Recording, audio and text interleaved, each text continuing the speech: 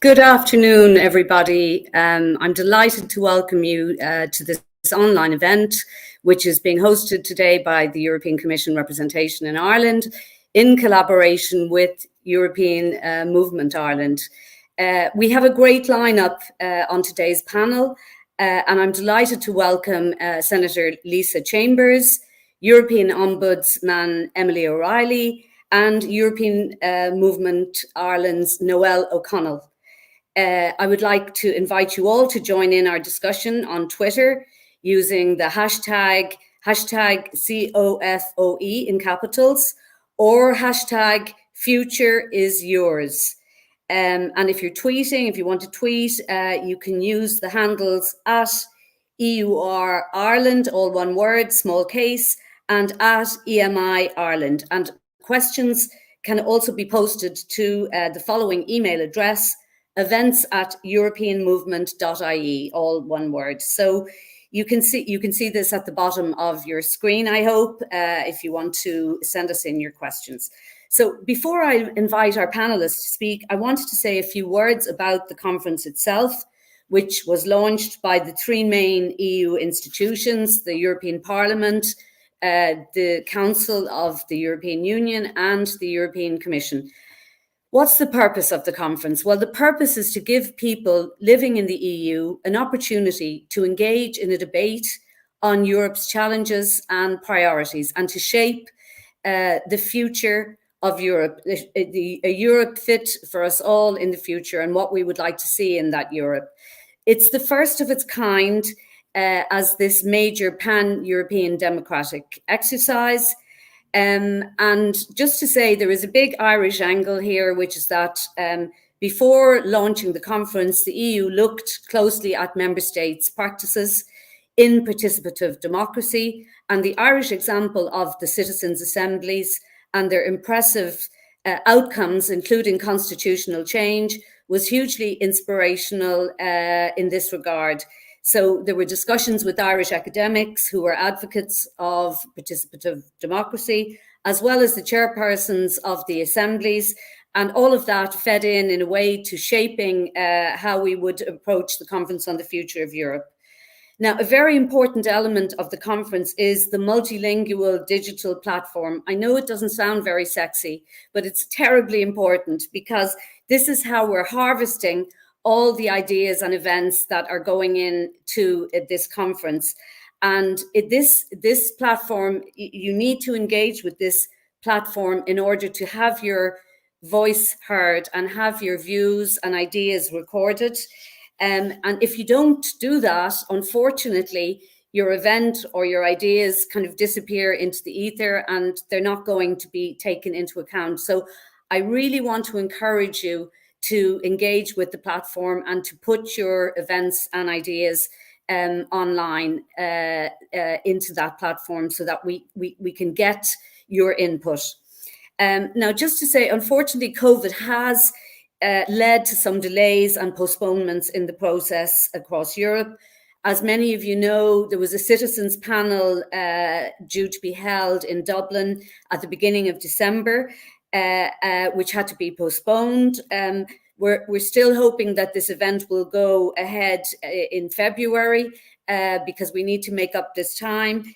And Europe-wide, there have been other events having to be postponed or cancelled, but we are still on the road and still in the process. And as I said, please engage with it. So just to give you a flavour of where we're at, so far Europe-wide, about 11,000 ideas have been submitted. There have been over 270,000 events logged on the platform. And figures from the platform show us that Irish people have made 224 contributions, which is not great. I would really encourage you again to have your views, to log your views on the platform. I think, maybe we could say that maybe because we get such good feedback about support for the EU in our various Eurobarometer surveys, maybe Irish people are happy with the way the EU works and think there's no need for change. Maybe that's the reason why people aren't engaging. But possibly it's maybe more likely that the process is still sort of in a bit of a bubble not just in Ireland, but also in other countries, and it hasn't yet grabbed the attention of the public at large. And this is why we're having this event today. We want to grab your attention and we want you to participate. Another thing that's a bit disappointing is the low percentage of women who are engaging with the process. Of those who have participated, just less than 15% said that they were female. So, and the figure is roughly the same in Ireland as well. So again, please engage. We want to hear women's voices. It's very important for shaping the future of Europe that women participate in this exercise, or at least increase their participation. And just to give you an idea of the subjects discussed by the Irish participants, the most popular subject that has been logged on by far was that of European democracy. This was followed by contributions on the European Union and the world, and also by climate change and the environment. And there was a significant number of comments as well under the migration umbrella from Irish participants. So these seem to be issues that are exercising people in the Irish context. Finally, I just say that, as I said, we want to raise the profile of the process. We want to encourage people to engage, more women, please, to have their say. And this is a unique democratic exercise, which we really want to be a success. And that can only happen if people engage with it. So we want to have Irish voices heard in this whole operation. And with that short overview, I'd now like to introduce our panelists for this afternoon. Our first speaker is Senator Lisa Chambers. Lisa is the Fianna Fáil spokesperson on foreign and European affairs in the Seanad. In addition, she's chairperson of the Seanad Special Select Committee on the withdrawal of the UK from the European Union. And they've just produced an excellent report on Brexit and its implications for Ireland. And she's also a member of the Oireachtas Committee on European Affairs. So Lisa, can I invite you please to kick off proceedings today? Thank you. Thanks so much, Barbara, and hello to everyone that's watching, and to Emily, Noelle as well. It's fantastic to be in an all-female lineup and to have such distinguished panelists to work alongside. So if I could just make some opening remarks, I guess what we've been asked to consider is, what do we want the European Union of the future to look like? What changes do we want to make happen? And what do we see as being the current challenges for the EU? And at a European Union level, what areas should we be prioritising? And I'm not surprised, Barbara, to hear that those that have made contributions already to the conference have touched upon a couple of those key issues that I propose to touch upon as well. So I suppose, first of all, why are we having this conference? Why are we having this conversation across the European Union? And I think it's a time for us to reflect as a union, as a bloc, as to where we want to go. What is the next chapter for the European Union? And we've had, I think, a couple of significant stressors, if I can put it that way, on the EU, namely Brexit being one of them, the migration crisis, which is still with us, and I'll come to that a little bit later, and also the pandemic. And I think there is a desire to adjust how we're doing things at an EU level and to start that next chapter. And I think when we look, for example, at Brexit, it was, I think, in some ways a little bit destabilizing for the European Union. It was a blow to lose such a large member state from the European Union, a state that's been with us for 45 years or odd. It was a significant blow to the EU. But if I can take a positive from it, and obviously saying that Brexit is still, I believe, a bad thing and a tragedy really, is that it showed the solidarity across the EU, what was possible. It showed the benefits of being a member of the European Union. And it also gave the European Union an opportunity to show that it would protect smaller member states, that every member state was valuable, and that it wasn't just about the larger member states. And I think Ireland is a very good example where everybody rode in behind Ireland in this particular issue. And we really felt that solidarity from other member states right across the board in what has been a very turbulent number of years. So I think the conference gives us a chance to I suppose, put that to one side now, to leave that behind us to a certain extent, even though we're still dealing with it, and to look ahead at I think, a more solidified European Union, a more resilient European Union, and one that is determined to survive and actually thrive in this next chapter. And that's why we're reaching out to citizens, to hear from all our citizens, young and old, right across every part of society, to see what do you want your union to do for you and what do you want it to look like. And if I can touch upon some of what I see as being the key challenges for the union, and something I think citizens will be looking to the EU for leadership and direction and for solutions, of course. The obvious one is the climate issue, the climate crisis that we're facing. And we're really discussing that at I think, a much higher level now. And it's in everyone's homes now, actually. At the kitchen table, we're discussing climate. And that didn't happen a few years ago. But I think citizens really look to the EU for leadership on this and to drive the climate change agenda. And that also links in with agriculture and food security. And I think for a member state like Ireland, citizens would often associate the European Union with agriculture and the Common Agricultural Policy, with the CAP. It's one of the key areas that we know the EU plays a pivotal role in our food policy, in our agriculture policy, and that does link in with climate. So we're having those conversations now, and I think our citizens will want to see the European Union step up to the plate to maintain what was the intention of the Common Agricultural Policy. That is the production of good quality food within the Union, but done in an environmentally sustainable way. And that will be one of the key challenges, I think, should be a priority for the European Union. I think also migration is going to become even more of an issue. We know it's been a really difficult issue for us to grapple with as the Union since 2015 now, mainly migration from Syria, but from other countries as well. That's going to escalate. And there are, those challenges will be somewhat linked to climate as well. We know there are reports that there will be larger parts of the world that will become uninhabitable due to climate change. And we will see mass migration to northern parts, and Europe is going to have to play its role, and Ireland is going to have to play its role. And this is something that we're going to have to manage and plan for, not only as a member state, but as a union, and that everybody will have to play their role. But this is something that we have to start talking about now. We've seen the challenges across a lot of member states in dealing with this.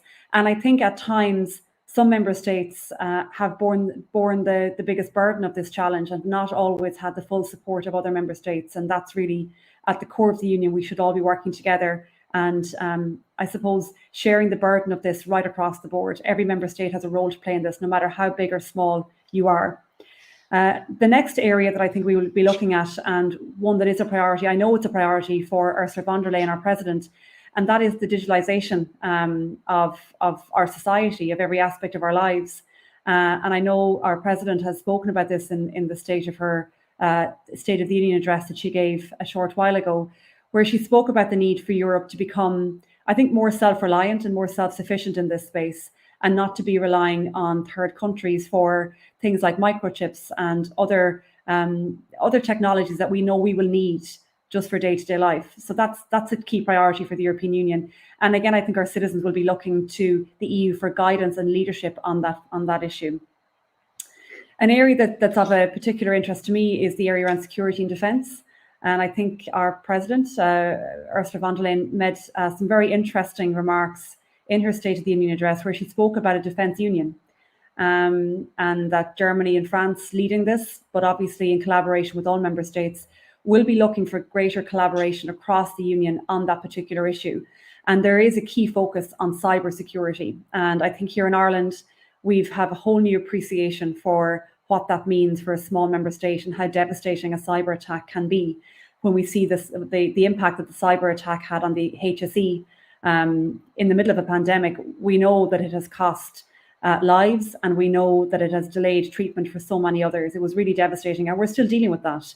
So I think for the first time, Irish citizens are now more tuned in to the defence conversation, and there's a greater appreciation that it's, the agenda has moved on from the debates we had around the Nice treaties to now we know that, as our president put it, an individual with a laptop can now attack a country. It's not the traditional way we would have looked at defence.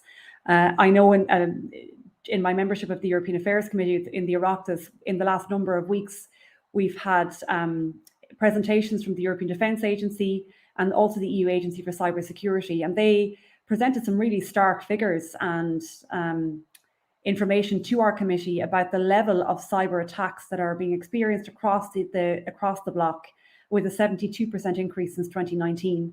So this is something that's been taken very seriously at an EU level, but every member state will have to do their bit in terms of bringing their capabilities up to a certain level and sharing knowledge and information across the board. I think there's an opportunity for Ireland because we don't have the resources to do the level of research and development around cyber defences that we need, but we can work with other member states, pool resources and share information, and together we can protect our citizens. Hopefully we will never see that type of attack on our health service again, but we have to take steps to protect ourselves. And then I think a final point, if I can touch upon it, is something that I would like to see the European Union be a lot stronger on, and that's its foreign policy in relation to China and in relation to Russia. I think we have a tendency at times, to talk at length about issues, but maybe not take the level of action that many of our citizens would like us to see. And in particular, in relation to China, there's an increased debate, if I can put it that way, around issues in relation to China in terms of its human rights, if I can put it, issues, lots of situations there, and also in relation to its own foreign policy. I think the European Union needs to be in a position to have those conversations. I know within the Oireachtas, for example, we're having those debates now, and yes, they might be uncomfortable, but they're debates that need to happen because we know our citizens are watching this and are interested. So they're just, I think, a couple of the key challenges for the European Union, but also areas that I think need to be prioritised. And they're, I think, areas that our citizens will be looking to the European Union for guidance and for leadership on those key issues. And if I can just finish by saying, in terms of the Oireachtas perspective, these are all issues that we will have to deal with either through legislation, policy development, debate within the committees, and these are going to be difficult political issues here domestically for us to deal with. But we will have to have those conversations and engage, I think, at an EU level, but also do the work that we need to do here at a domestic level to move in line with what I see as key European values in terms of protection of human rights, free speech, and upholding the rule of law. I think there are values we all hold dear, but ones we can never, ever take for granted. So, Barbara, I'll hand back to you. Thank you. Thank you very much, Senator Chambers. And now I'd like to call on our second speaker this afternoon, Emily O'Reilly, who is, of course, the European Ombudsman, was elected to this position 3 times by the European Parliament since 2013. And Emily works with the EU institutions and agencies to achieve high standards in administrative practices for the benefit of European citizens. She investigates complaints about the EU institutions made to her office, and she can also initiate her own investigations. And I know myself as a Commission official, a letter from the Ombudsman's office is usually a heart-stopping experience if there's some maladministration that's being investigated. So, Emily, the floor is yours. Thank you very much, Barbara. Hello, everybody. Barbara, I wish my children had the same reaction to a missive from me, as you say, that the Commission has. But anyway, thank you for that introduction. I just want to start by picking up on a number of points that both you made, Barbara, and also Lisa, in relation to it, to this issue and to the conference. And at the beginning, Barbara, you said you were wondering at the relatively low level of participation by Irish people in terms of bringing forward ideas and so on. I see in most of the polls or the scorecards there, we're sort of in the top of the bottom third, I think, which is perhaps a pity. Now, you said that perhaps one reason for that is that we're all kind of quite happy with the union the way it is, and that we don't see why it should change. And I think I know you said that rather skeptically, but I think there's perhaps an element of truth in it. And I think over the last while a lot of governments and even the union has been criticised for its response to COVID, to the pandemic, I think we also have to acknowledge the very good things that has been done by the union in relation to ensuring that people's lives are kept as safe as possible. We had the vaccine rollout, even though there were hiccups at the start. I mean, at the moment, there doesn't seem to be a lack of vaccine, even if the degree to which it can be got into people's arms at the moment, particularly in relation to the booster, is a bit complicated at the moment. But we also have the fact that a lot of people have been enabled to sort of literally keep the roofs over their heads and to maintain incomes and to make sure their families are looked after. And that was thanks to the European Union and member states agreeing to loans and grants, and also sort of going easy on the rules, the financial and economic rules that would have prevented our government and other governments from initiating certain things that have made people's lives at least bearable during this period of time. So I think that has to be acknowledged, and I think Irish people hopefully do recognise that. And Lisa, the second thing, Lisa also spoke about democracy, and I was very interested to read, and Barbara, you mentioned this at the beginning as well, that I think in top of the list of issues and ideas and so on that have been put to this conference has actually been around democracy and European values. And I suppose in a way we shouldn't be surprised by that in one way, because with various issues around certain member states like Poland and Hungary, and everybody aware that the rule of law is fragile in certain places, that European democratic values risk being eroded, that I suppose that is uppermost in a lot of people's minds. And I suppose that is reflected in the contributions that have been made.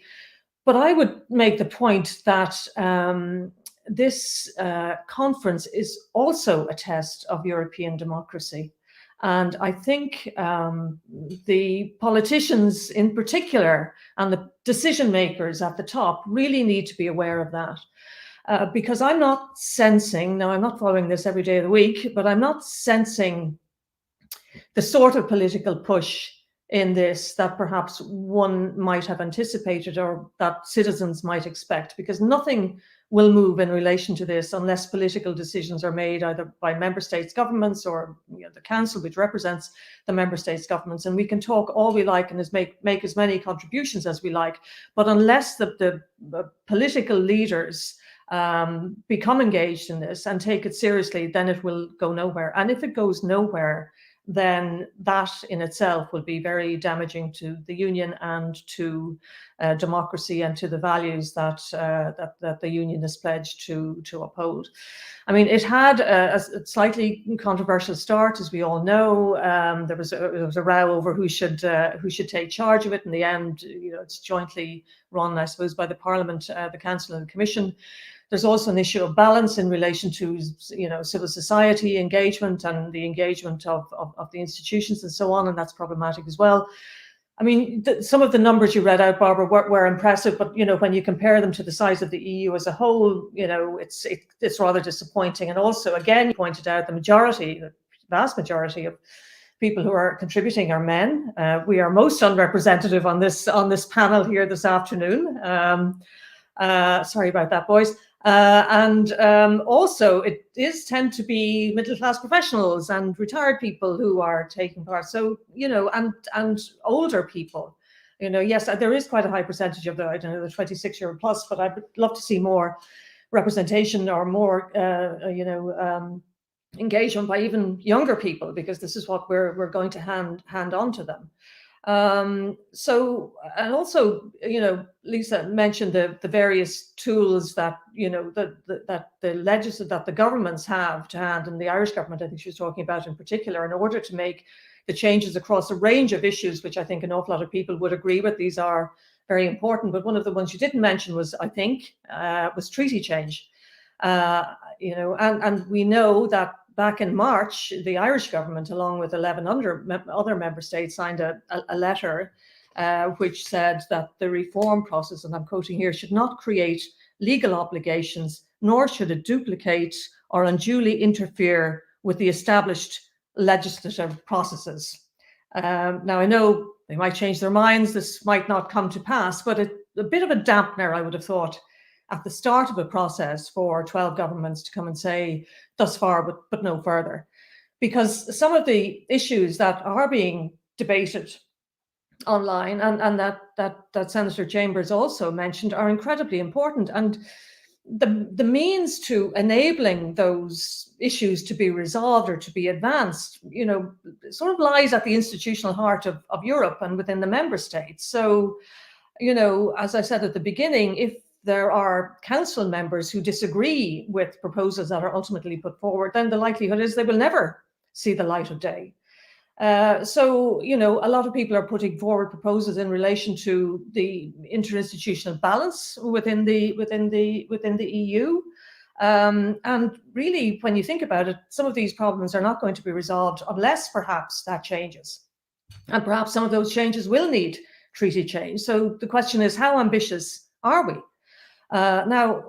During the pandemic, well, the pandemic's still going on, but I mean, at a certain point in the pandemic, when you saw the chaos at the beginning, the lack of coordination in relation to the health responses across Europe, because obviously health is the competence of the member states and not of the Union itself, it seemed obvious to most of us that there needs to be more coordination and there needs to be more collaboration and there needs to be, more direction at the EU level.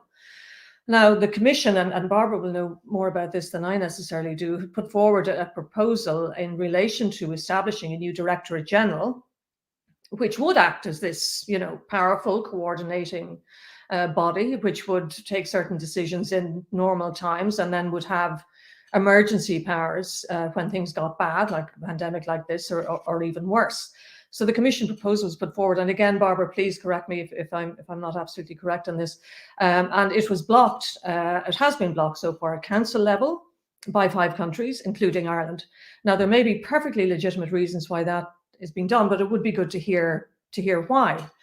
So all of this, and is particularly talking about the Council, who, to a large degree, are the ultimate decision makers in any of this. Goes back to some of the work that we've been doing in relation to making the Council more transparent.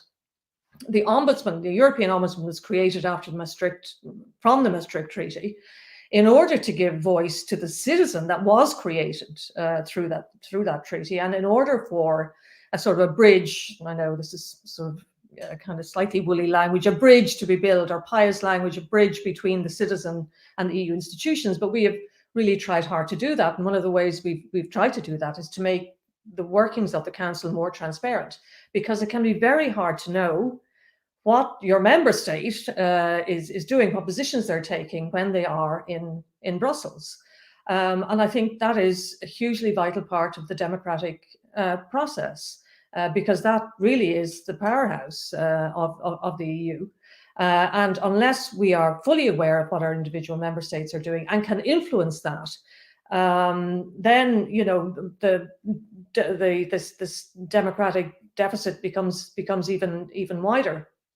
So, for me, I mean, I think this initiative is wonderful. I think some of the ideas are fantastic that are coming through. I know there have been great efforts by NOELLE and others to really push it. It is not, let's face it, hit the spot. I'd say if you went out onto the streets of most capital cities or towns all around Europe and asked them, have you heard of the Conference of the Future of Europe? Let's face it, most of them would say, no, I haven't. And what is it? But it's not just not hearing about it, because perhaps this takes time and momentum is building up, and perhaps when the French takes over the presidency in the lead up as well to a French presidential election next April, I think, or May, then momentum will build. But I think as well, people aren't really sure about what you are supposed to think about the future of Europe. So like, what am I asked to think about? And I mean, I think that's where parliaments and governments have a huge role. I'm not saying they should dictate what people should be thinking, but they should, raise the profile, talk about the issues that are being that are being discussed, and encourage debate among a far wider grouping than is currently the case. And I think, Barbara, as well, you mentioned at the start about the Citizens' Assembly, and ever since I've been in Europe, I've heard so many times the Irish experience mentioned and praised, and it is fantastic that we have been able to produce a role model for that, and it led to significant change the assemblies were taken seriously, action followed, and so on. And I think that has to be the model that has to be followed in this. And I'm a firm believer in will. If there is a will, there is a way. If there is political will, then things will happen. I'm not convinced that the political will is there yet. I'm not talking about the Irish government. I'm talking generally. I mean, I've been looking around for champions of this conference. You know, who are emerging? Who are the names? Who's pushing this? Because it can be anybody. It doesn't have to be the Prime Minister of such a place. But I haven't really heard yet, and I'm not following it 24/7, the voices that are really pushing this. You know, something that's going to kind of create fire in the belly and get people really engaged in this. So I just want to end by saying, I mean, I see this as vital, not even just in itself, but the fact that it has been, you know, mediated to citizens as this is about you, this is about the future of Europe, this is important. So that has to find a corollary at the end with how the proposals are received and implemented. Because if they aren't well received, if they aren't well implemented at all, then it would be better that this conference hadn't taken place at all. Thank you. Thank you, Emily, very much. I mean, you've raised a few of the kind of elephants in the room, if I could say it, which is, you know, treaty change and fear of treaty change, not just, I think, here in Ireland, but in many member states. Also the issue of the political will. I mean, I think that's a valid, you know, question. Who are the champions of this whole exercise? So I'm going to now introduce our third speaker, who is Noelle O'Connell, Chief CEO of the European Movement Ireland, Vice President of European Movement International. Noelle has been involved in this process from the outset. EMI have done a great job organising many events together with us and with others to raise the profile of this whole exercise. And in June this year, Noelle was nominated as the National Citizen Representative to the plenary of the conference. So she's a participant, if you like, in the whole process too. So Noelle, we're interested to hear your first-hand observations of how this is going. Thank you. Thanks very much, Barbara. Thank you. And thanks to Lisa and Emily. It's fantastic to be on such an illustrious, informed and knowledgeable panel on European affairs. And I'm delighted to be with you all this afternoon and taking part really on reflecting, I suppose, as Barbara very succinctly outlined there, wearing my two hats, if I can, so to speak, wearing my CEO of EM Ireland hat in terms of what we have done, working very closely with the Minister for European Affairs, Thomas Byrne, and the Department of Foreign Affairs in rolling out the Irish National Conference on the Future of Europe activities, and also then wearing my National Citizen Representative hat to the plenary itself on the Conference of the Future of Europe. And I'm very, very happy to get into a bit of the detail on that, because I think it might be of interest and of relevance. And you know, picking up on some of the points that both Emily and Lisa raised, I couldn't agree more with Emily's point in terms of the political will. And I think that is certainly something that we need to see as part of this process. And being quite honest with you, I think notwithstanding, Barbara, the very sobering figures that you outlined, Ireland actually isn't in bad nick compared to when I have my conversations with my national citizen representative counterparts from other member states. Minister Byrne, Senator Chambers and her colleagues in the Oireachtas, officials in the Department of Foreign Affairs, you, Barbara, in the European Commission representation, the European Parliament Liaison Office here, the Irish MEPs are all really active and engaged and really keen on focusing and committed to this process. But to Emily's point, I think we need to see that replicated in levels of enthusiasm, activity and input across the wider EU. And that's where there certainly is a challenge. But as Ireland approaches 50 years of our EU membership, on the 10th of May 2022, we will be celebrating and commemorating, if you can see just behind me here, a facsimile of our original application letter to join the then EEC. This conference is such an important opportunity for everyone to have their say on the future direction of the EU. And that's why we in European Movement Ireland, as an organisation founded to develop that connection between Ireland and Europe, something we've been doing with great pride and hard work and commitment for over 67 years, we are really excited about this conference. And what we want to do is capture and that set of proposals that accurately reflect the opportunities, the wishes, the views and the hopes and the challenges for our union, identified by people on the island of Ireland and those who have made Ireland their home and those of our Irish diaspora overseas. So what have we done as part of that process? Well, essentially, over the last number of months, since the launch of the conference, we have conducted a broad and an open and inclusive set of discussions about the future of Europe through a series of online, regional and sectoral panels. Due to the pandemic, they've had to be in an online format, but they have included a very diverse set of voices from across the regions of the island of Ireland, those who've made Ireland their home and those of the Irish in Europe. And they have come together to share their ideas and their visions. And we have included young people, minorities, islanders, Irish language organisations, cross-border communities, and really reached out to people who don't always feel that their voices are heard in discussions around Europe. So that was a big focus and a big challenge, quite frankly, of the work that we undertook. So as part of that process, then we're working with academia to develop the citizens' ideas, their views and their perspectives into positions that represent a genuine, authentic characterization of Ireland's vision for Europe's future. So it might be helpful just to give a brief synopsis on some of the key selections from the panel discussions to follow on from what Lisa mentioned.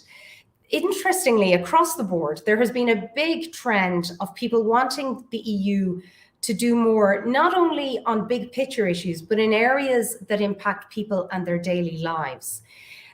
Not surprisingly, a big theme that has come out of our online panels is how people want to see the EU ensure that member states are better prepared for future pandemics and crises.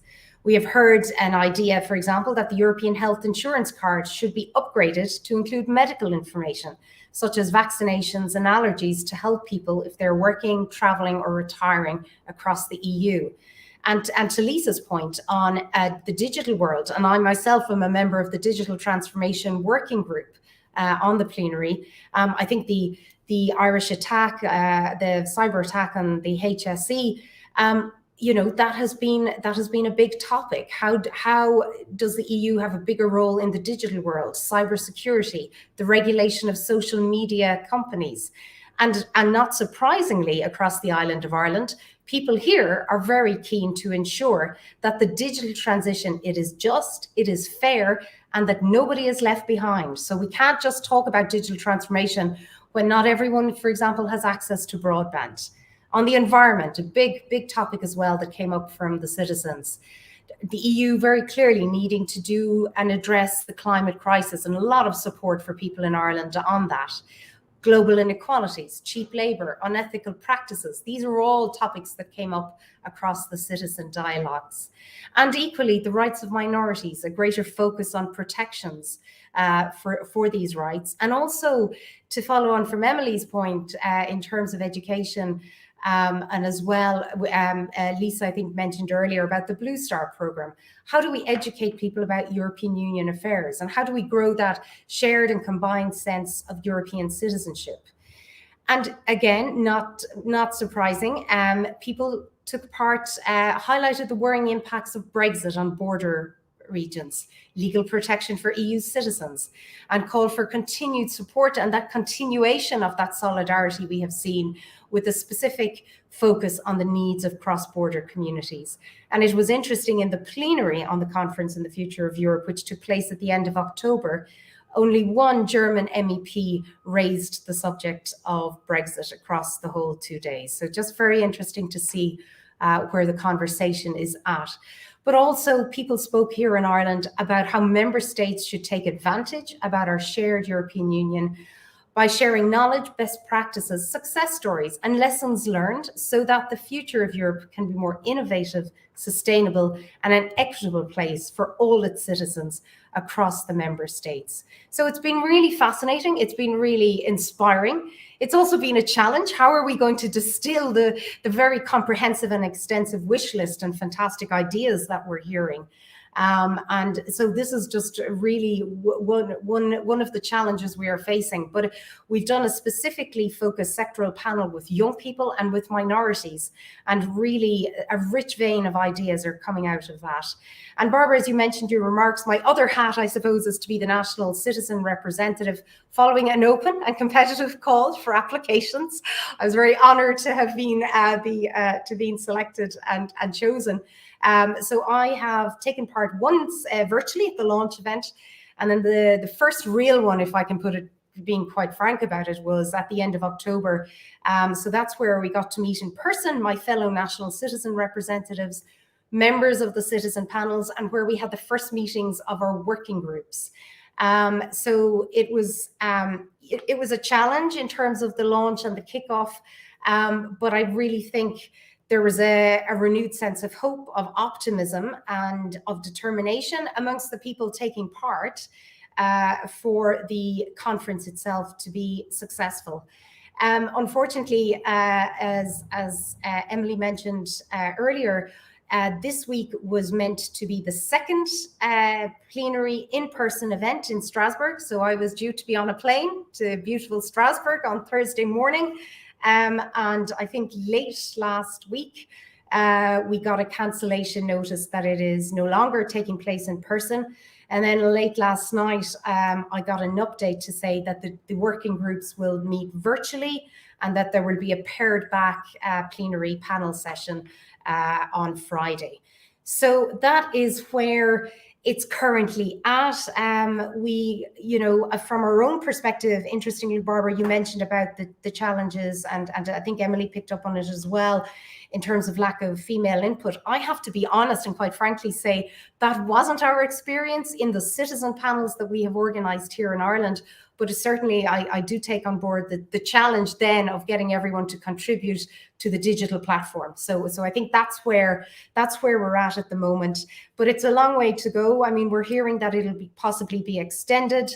It's officially now, I think, rolled out to the end of May. Obviously, we have the French presidency. Then in April, we have French presidential elections. So it's a busy schedule. It's a packed timeline. And my wish is that it doesn't become a talking shop, it doesn't become a whitewash, and that it does take on board the wishes, the views, and the perspectives of the citizens of Europe, because I don't think it can be allowed to fail. And the political will, that momentum and that drive is going to be key to that. Thank you very much. Thank you very much, Noelle, and thank you, everybody. I'm delighted to see the questions are flooding in from the audience, and I'm going to start with one that is close to my own heart, given my former role in fundamental rights. Do the panelists agree that a more robust approach from the EU institutions is required in the face of attacks from within the bloc against fundamental European values and democratic norms? More specifically, does the panel agree that EU funding to member states should be conditional on fully adhering to the likes of LGBT plus rights, rule of law standards? So a question on fundamental rights, rule of law. Who'd like to kick off on that one? I'm happy to come in, Barbara, and give my please. own thoughts on that. Yeah. I think that the debate around Poland and Hungary in particular has been ongoing for some time, and I would certainly agree with the viewpoint that I think the European Union has been weak in its response and a bit too timid. But also balancing that, I was in Poland very recently with the cross-party Oireachtas group on sexual and reproductive rights, and we had our conference in Warsaw, obviously with the rollback of reproductive rights there in Poland. I think it was the correct location for it. And, I think a lot of citizens, in particular in Poland and Hungary, are really worried at the potential loss of membership. They don't want, we have to stand in solidarity with our fellow EU citizens in those countries who, many of them don't agree with the actions of their governments. So it's a tricky one to balance. And I think economic sanctions are certainly the way to go, and a reduction in funding. I think on a proportionate basis, I think every situation must be assessed on its own merits, and proportionality is key, but certainly a much stronger response. We have to uphold fundamental values of the European Union and the rule of law. That's one of the key reasons for membership. And if it's the thin end of the wedge, if we start to turn a blind eye to certain situations, it's only going in one direction. So I would agree. My answer would be yes to that question. Anybody else want to come in on that, or shall we move on? It's a very good question. I mean, I think the EU itself would acknowledge that there needs to be a strong response. It's the form it will take and when it will happen is the question. I mean, Commission President von der Leyen made a very strong statement there some weeks ago, and she said that what was happening, and this was in the wake of the Polish Constitutional Court's ruling that the Polish constitution trumped, EU law, and Madam von der Leyen described this as, I'm not quoting her exactly, but words pretty close to, this is a fundamental attack on the EU, on our democracy, on our rule of law. So one would imagine that if this fundamental attack was taking place, that there would be a very strong response. But it's, as Lisa would know, in politics, nothing is as straightforward as that. Citizens might see things in black and white, but there are all sorts of, gray areas. What would be Russia's response? If we do this, what happens? If let's say, there's a wish for a different, more rule of law friendly government to come in Poland, well, if they punish the people, as might be seen by imposing sanctions, well, will this impede or help a different government to come in? So all of these very, very tough political choices have to be made, and I don't envy anybody who's making them. But what I do say is that they should, whether it's the Commission or the Council or member states, be open with the people. Talk about those choices. Talk about what's happening. Don't say on the one hand, this is a terrible attack and we'll get back to you, and nothing happens. Without explaining the challenges. I mean, we should be having adult conversations, about these things, and not talking down to people, not patronizing them, not thinking that we're the only ones who know what's going on and we don't have to tell them. We just come out with bromides, So I think an honest and open conversation to show the complications of this. But to Lisa's point and to the point of the question, yes, this is highly problematic, perhaps more of an existential threat than Brexit or anything else. And I think the fact, as I said earlier, and you said earlier, echoed by Lisa and Noelle as well, that most of the contributions that are being made are in relation to this issue. So citizens think it's a problem. Just moving on, I mean, maybe one, Noelle, that you could come in on is, how we can engage young people in this process. I mean, Emily remarked that, a lot of the people responding are older, they're men. Not that there's anything wrong with that, but we're not reaching the sort of young cohort. And it goes back to something, Lisa, I think you remarked on, which is that we have the Blue Star program, which engages primary school children in EU matters, but then there's kind of a gap, a big gap. I mean, Noelle, you have been doing outreach, to young people and what concerns them. I mean, maybe if you could just make a few comments on that. Yeah. Yeah, no, absolutely. And I think a great question, and that is the real challenge. And what was interesting for me, actually, when I was at the conference plenary, was very honestly to see the diversity of ages, demographics, and profiles. So I was really reassured that there was a big, even amongst my national citizen representative cohort, if I was to be quite ageist about it, I would be on the more senior element of that. So, there's a huge number of the 26 other counterparts are in what would probably be in the youth demographic, which is fantastic to see. What we are doing, Barbara, in terms of engaging with young people is really working with youth organizations, with civil society groups, with student unions, with the political youth wings of political parties in a non-partisan sense. But you're right, it's not easy, and because in fairness to young people, they've had a tough, very tough, tougher than most pandemic. And how do we get them involved and engaging? But you know, they do want to be heard, and we have to continue to work with them. And I know, for example, the Brilliance Media's workshop for young citizen journalists that the Commission leads on is another exemplar of how we get young people involved. We did our first. We have ventured into the social media platform of TikTok. So we launched our TikTok. We launched our TikTok in Strasbourg. So we're really trying to reach out to people, and that's on top of the work we're doing across Instagram, Facebook, and of course Twitter and LinkedIn as well. But particularly on the platforms that engage directly with young people. And it's a continual. It's really important that we continue to do that. But we also need to hear from them, and we continually encourage them to get involved and have their say. And I mean, look, the transition year programs, the European Parliament Ambassador School programs, there are second level initiatives as well. But I think if we could try and replicate Blue Star at second level across the board, when you know we've over 1,000 of the 3,300 primary schools in the country have taken part in Blue Star, so it's that level of phenomenal success. If we can bring that up to second level, I think it'll be fantastic to create that shared sense of European citizenship.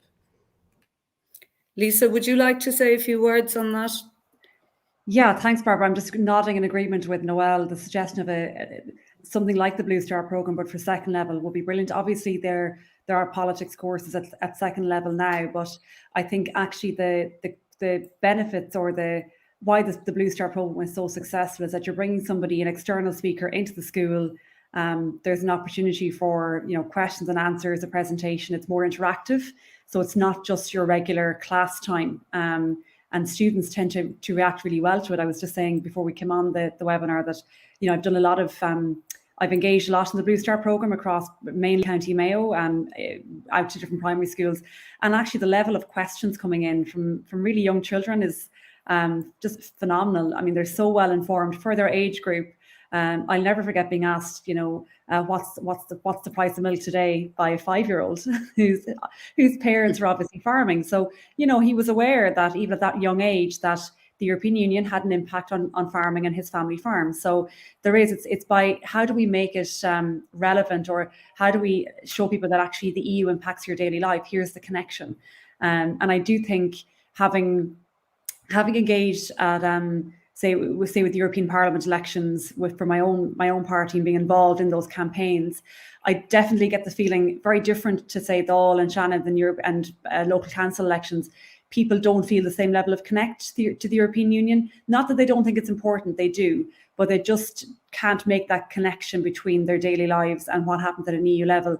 But in actual fact, so much of our laws that we implement domestically originate at an EU level. So definitely, I think finding a way to show people, this does impact on your daily lives. This impacts your community, and it's really important to have your say. Maybe that's something that falls to the likes of Noelle's office and even my own work as a public representative to try and, get that message across a lot clearer. But younger people are far more engaged now. We've had so many big social conversations in the country in the last number of years. I think younger people are more political. And definitely maybe the best way to get to them is through the mediums that they use most. So they're not really picking up the local paper, but they are using social media. They're online. And that's probably the platform through which we should try and do more engagement with that cohort. But I do think they're eager to engage. We just need to reach out. Thank you. And maybe just to put you all a little bit on the spot, if you had a wish for what would come out of this conference on the future of Europe, what would that, just one thing each, what would that wish be for? What would you really like to see coming out of it? Maybe, who shall I start with?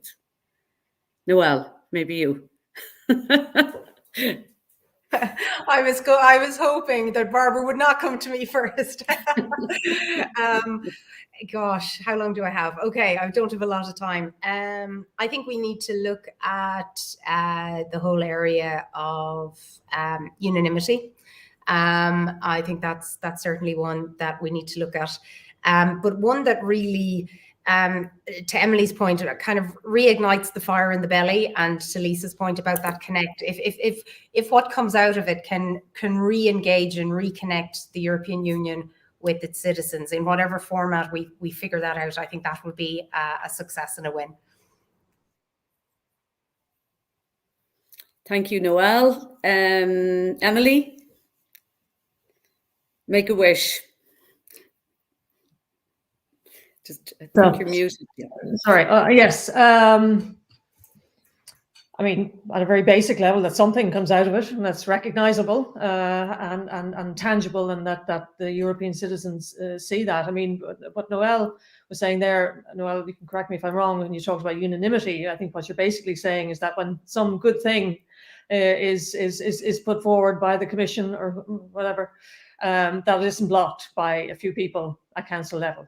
Yes, exactly. So, I mean, I think in the middle of this pandemic, or whatever point we're in at this pandemic, I think very few people would think that collaboration amongst all of the member states is a very good idea. So, I mean, that would be, if I had a wish, and speaking of myself and my family, community, country, union, all of that, let's get our act together in relation to health. And if that goes to the unanimity piece, and if that goes to treaty, you know, they're all linked. These things are really unavoidable at some point. Lisa, your turn.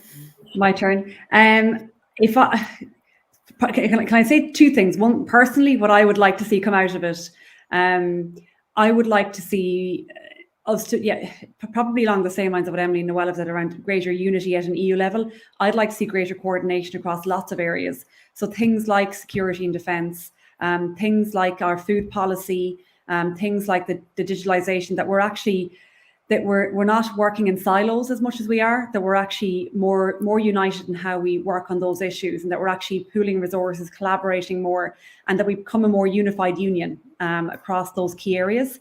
And then I think in terms of the conference, what I would love to see out of this is, because I think one of the purposes of the conference itself is to get people talking about Europe, get people excited about Europe, get people more engaged. If we could achieve that and then maintain it, that people don't just dip into it and then go away again.